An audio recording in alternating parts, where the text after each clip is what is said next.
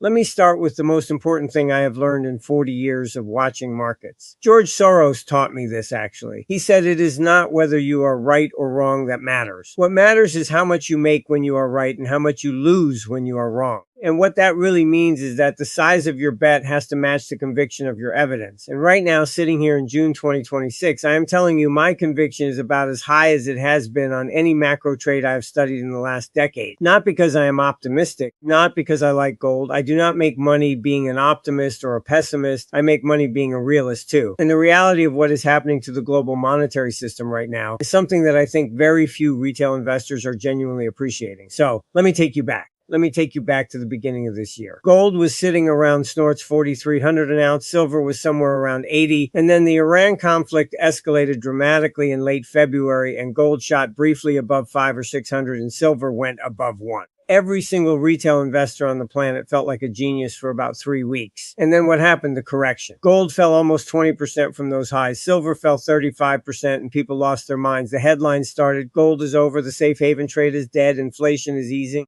The Fed is done. Gold has no yield too. And everybody who bought near the top was sitting there in pain, looking at their accounts, wondering what they had missed. And I want to tell you what you missed, because what happened is exactly what has always happened. And if you understand the mechanism, you will never be surprised by it again. When a geopolitical shock hits, the first thing that moves is oil. Oil is the transmission mechanism for every geopolitical crisis in the modern world. 20% of global oil supply runs through the Strait of Hormuz. When that region gets disrupted, oil moves up fast and hard. And when oil moves, it does not immediately push inflation higher. What it does first, push inflation expectations higher. And that distinction matters enormously because the Federal Reserve does not respond to inflation. The Federal Reserve responds to inflation expectations. And when inflation's expectations rise, the Fed freezes. They cannot cut rates. They cannot do anything. They just sit there and watch. And when the market realizes the Fed is stuck, bond yields go up. When bond yields go up, the dollar strengthens. And when the dollar strengthens and you can earn 5% sitting in a U.S. Treasury, the question every institution in the world is asking is very simple. Why would I sit in gold paying me nothing when I can sit in a Treasury paying me 5%? And the answer is that in the short run, a lot of them will not. And that is exactly what happened. That is why gold dropped. That is why silver dropped even harder. It was not a collapse in the thesis. It was a mechanical, predictable response to a very specific sequence of events that has played out the same way in 1973 and 1979, in 1991, in 2001, and in 2022. Now, here is where it gets interesting. Here is where the setup that I am watching right now is different from everything that came before it. Because every single one of those prior episodes, every one of them resolved the same way. Gold initially dropped,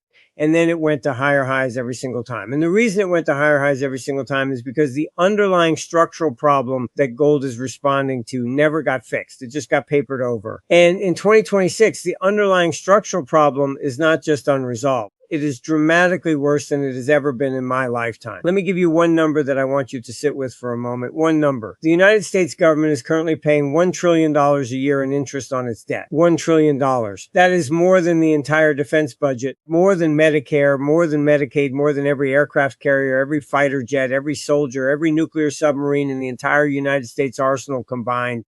The country is spending more money just to service the interest on what it already owes than it spends protecting itself. And the debt is sitting at roughly 36 trillion right now. That number does not go down. It never goes down. It only goes up. And the pace at which it is going up is accelerating, not decelerating. And if you want to understand why gold has gone from $250 an ounce in 2001 to over $4,000 an ounce today, the answer is not complicated. The answer is that the world has been slowly, steadily, increasingly losing confidence in the ability of the United States government to manage its fiscal house. And that process is not over. In fact, I would argue we are somewhere in the middle of it. Now, I want to talk to you about something that I think is the single most important structural change in the gold market in the last 3 years. And it is something that most retail investors have completely missed because it is not exciting. It does not make good headlines, but it is the foundation underneath everything else I'm going to tell you. Central banks are buying gold at a pace we have never seen before in recorded history. 3 consecutive years above 1,000 tons of net central bank purchases, 3 years in a row. Before 2022, the average was around 473 tons per year, going all the way back to 2010. We are buying more than double the historical average. And this is not speculative money. This is not hedge funds or retail traders. This is the treasuries of sovereign nations. China, India, Poland, Turkey, Singapore.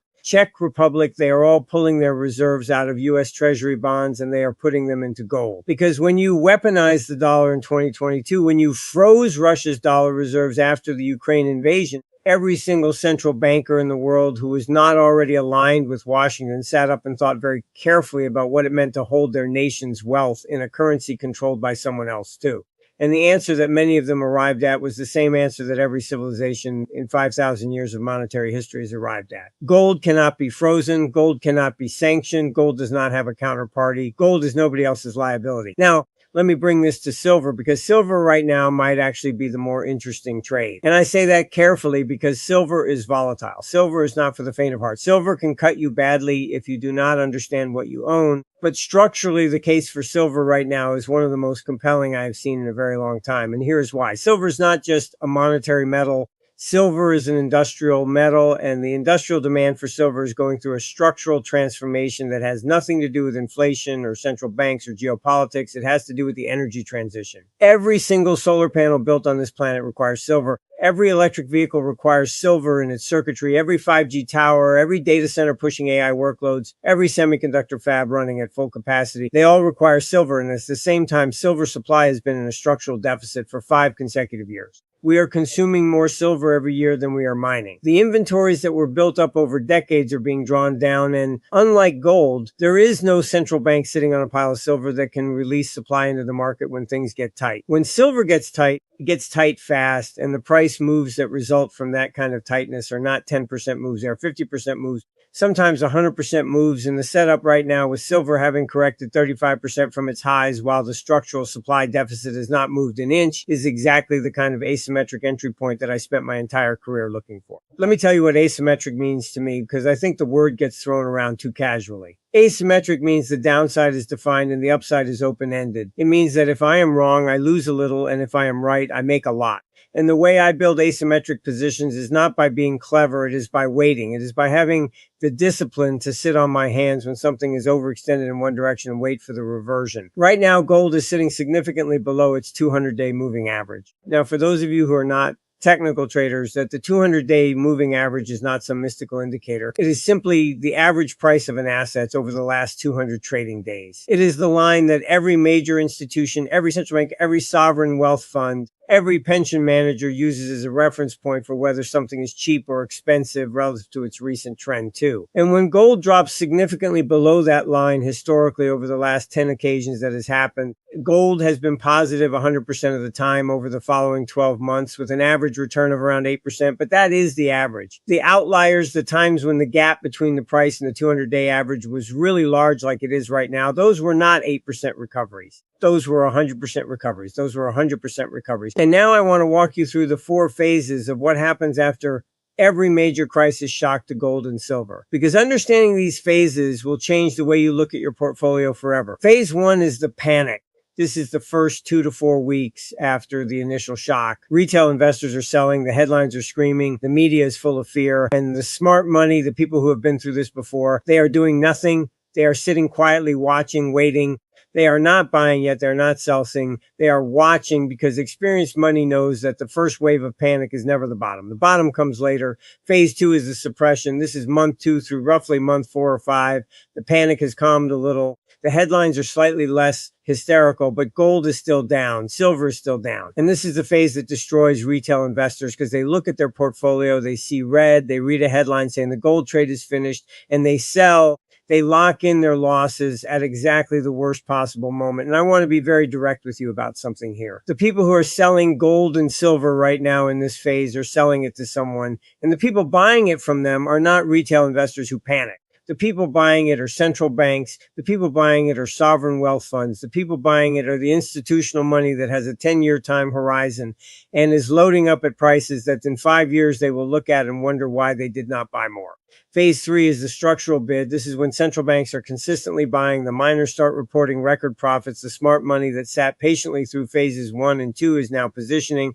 Recovery begins quietly and retail is still scared. Retail is still reading the headlines from phase 2, still licking their wounds, still telling themselves they will buy back in when it gets safer and safer in markets. Almost always means higher. By the time retail investors feel safe about gold again, they will be buying it at $6,000 an ounce too. And the people they will be buying it from will be the same institutions and central banks that bought it from them at 4,300 when they panicked. Phase 4 is the breakout. Price moves above the pre-crisis high, new all-time highs, the cycle completes, and the media that spent phase 2 telling you gold was over is now writing cover stories about why gold could go to $10,000 an ounce. And at that point, the trade is largely over for the patient money.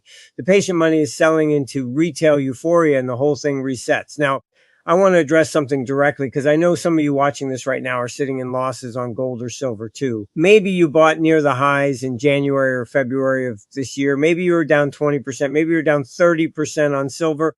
And you are feeling a combination of pain and frustration, maybe some self-blame too. And I want to tell you that those feelings are completely normal, and they are also completely useless. Pain and frustration and self-blame do not help you make better decisions too. The only thing that helps you make better decisions is understanding what you own and why you own it too. And if the reason you bought gold or silver was because you understood the structural case, the debt, the central bank buying, the supply deficit in silver, the de-dollarization trend, all of the things I have been walking you through, then nothing about the current pullback has changed that case. Not one thing.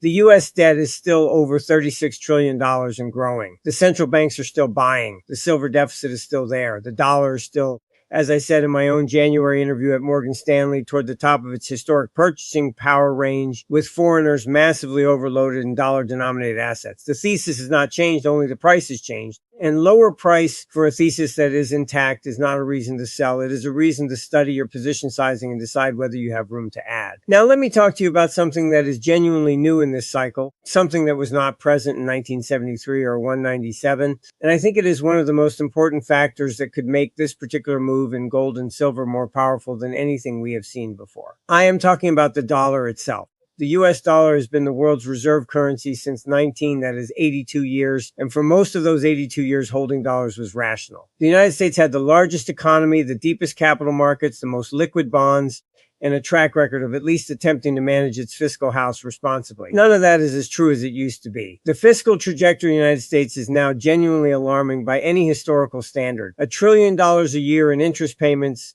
deficits that are structural and seemingly permanent, a political system that seems constitutionally incapable of addressing the underlying problem. And foreigners, as I have been saying, are sitting on a mountain of dollar exposure that they accumulated over decades too. And some of them are starting to ask whether that exposure makes sense at current levels. When that selling starts in earnest, when foreign holders of U.S. treasuries begin to rotate meaningfully out of dollars, two things happen simultaneously. The dollar falls and gold, which is priced in dollars and serves as the alternative to the dollar and reserve portfolios, goes up. Not 5%, not 10%. When that kind of structural dollar selling begins, the moves in gold are generational. Now, I am not here to tell you that is definitely happening.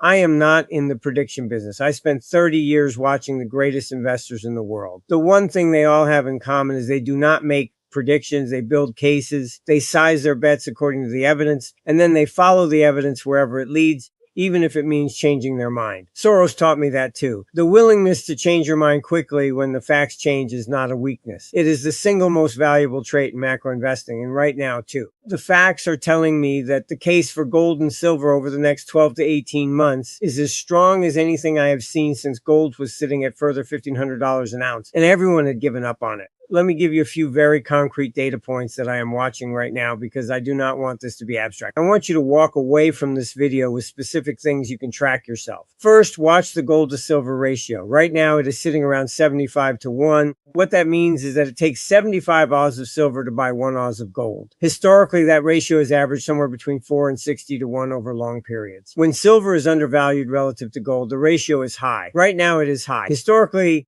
when the ratio compresses back toward historical norms from elevated levels, silver outperforms gold dramatically on the if gold goes to 60 reland and the ratio compresses to 50 to 1, silver would be sitting at 120. That is 50% higher than where it is right now. Even if gold only goes up about 40% from current levels, that asymmetry, that is what I am looking at. Second, watch the real yield on the 10-year U.S. Treasuries. Real yield means the interest rate after you subtract inflation. When real yields are positive and rising, gold has a headwind because you are getting paid to sit in bonds and you are giving up nothing by not owning gold. When real yields are falling or negative, gold has a tailwind because sitting in bonds is losing you purchasing power, and gold starts starts to look very attractive by comparison. Right now, with the Fed stuck in inflation still sticky and oil-driven inflation expectations starting to build again, the direction of real yields is something to watch very carefully. If they start to fall, that is one of the most powerful catalysts for gold I know. Third, watch central bank data. Specifically, watch the quarterly reports from the World Gold Council. When central banks are net buyers above 1,000 tons a year, the structural floor under gold is very solid. If that number starts to drop, I want to know why. If it keeps rising, that tells me the dollarization trend is accelerating. Either way, the data tells me something important. And fourth, watch the miners. Specifically, watch the profit margins. When gold is trading above $4 in a major miner like Agnico Eagle has a cost of around first $400 per ounce to get gold out of the ground, that means they are making roughly $2,600 in gross profit on every single ounce they produce. That is a margin that most businesses in the history of capitalism have never seen too. And yet the miners are still trading at a significant discount to where their fundamentals say they should be. The reason for that discount is that the stock market still has a memory of what happened to miners in 2013 and 2015, when gold fell and miners fell even harder. People are scared of miners, and that fear, that persistent, irrational, historically anchored fear, is exactly what creates the opportunity. Because when gold goes up again and the miners start reporting those absurd profit numbers, and the institutions who are underweight miners start to catch up, the leverage that the miners provide to the gold price is not 2 times, it is 3 times, it is 4 times, sometimes more. Now, let me step back for a second and talk about the bigger picture, because I think context matters enormously here. We are living through a period of genuine structural transformation in the global monetary order. The last time the world went through a transformation of this magnitude was in 1971, when Nixon closed the gold window and ended the Bretton Woods system. Before that, it was 1944 at Bretton Woods itself. These are not annual events, they are generational events, and they are characterized by enormous uncertainty, enormous volatility, and enormous opportunity for those who understand what is happening. What is happening right now is that the unipolar monetary world, the world where the dollar is king and everything is priced and settled and held in dollars, is slowly, messily, sometimes violently giving way to something else. What that something else looks like is not yet clear, but I can tell you with a high degree of confidence what the transition itself looks like. It looks like exactly what we are seeing. Elevated gold prices, central banks diversifying reserves, the dollar under structural pressure, volatility in bond markets, geopolitical fragmentation driving countries to hold more of their wealth and assets that no government can control. And in that environment, gold is not a trade. Gold is a structural position. Silver is a trade with a structural tailwind, and the miners are the leverage play for those who understand the risk and are prepared to manage it. I want to finish by talking to you about something that I think is the most important idea in investing, more important than any specific stock or metal or trade. It is the difference between the investors who make life-changing money and the investors who perpetually chase and perpetually get hurt is not intelligence, too. It is not connections. It is not access to information. The information is all out there. Everything I have told you today is publicly available. The debt number is public. The central bank buying data is public. The supply deficit numbers for silver are public. The historical patterns of gold behavior after geopolitical shocks are all public. The difference is not information. The difference is behavior. The investor who panics when gold drops 20% and sells at the bottom is not acting on bad information. They're acting on fear. And the investor who sits patiently, who understands why the price dropped, who knows that the thesis is intact, and who has the emotional discipline to hold or even add to their position when everything feels wrong, that investor is not smarter than the person who panicked. They just have a better relationship with uncertainty. Uncertainty is not the enemy of good investing. Uncertainty is the prerequisite for good investing. If everyone was certain that gold was going to $6 and gold would already be at $6, then it is precisely because some people are uncertain and some people are scared and some people are selling that the opportunity exists for those who have done the work to be confident in their thesis and patient in their timing. The last time I was this convicted about a setup in the metals was early 2024 when gold was sitting at 2,000, and every single mainstream financial outlet was telling people that with interest rates at 5%, there was no reason to own gold. And we went from 2,000 to 5,600 in roughly 2 years. I am not telling you we are going to do that again from here. I am not in the prediction business. What I am telling you is that the structural conditions that drove that move have not gone away. In fact, on almost every measure I track, they are more extreme today than they were in early 2024. The debt is higher, the central bank buying is more established, the silver deficit is deeper, the dollar structural position is weaker, and the price after a 20 to 35% correction from the highs is more attractive than it was at the peak. So if you are sitting in red right now, stop looking at where you bought. That number is irrelevant. The only question that matters is this. If you had no position in gold or silver today and you were looking at the setup I just walked you through, would you want to own some? Answer that question honestly, because that is the question that determines your next move. Not where you bought, not what your account looks like today, not what the headlines are saying. Just in looking at the data, looking at the structural case, looking at the historical patterns, does this make sense? I think it does. I have spent a lot of time on this. The evidence compels me, and I will follow the evidence wherever it leads. That is what I have always done. That is the only thing that has ever worked. If you got something out of this, do me one favor. Share it with one person who you think needs to hear this. Not because it helps me, but because there are a lot of people sitting in red right now feeling alone and confused and scared. And sometimes just understanding why something happened is enough to make you feel a little less crazy. Understanding does not fix the pain of a drawdown, but it does stop you from making the worst decision at the worst time. And that in investing is worth an enormous amount. Take care of yourselves. Do your own research. Never take a position you do not fully understand. And remember, the goal is not to be right. The goal is to make money when you are right and not lose too much when you are wrong.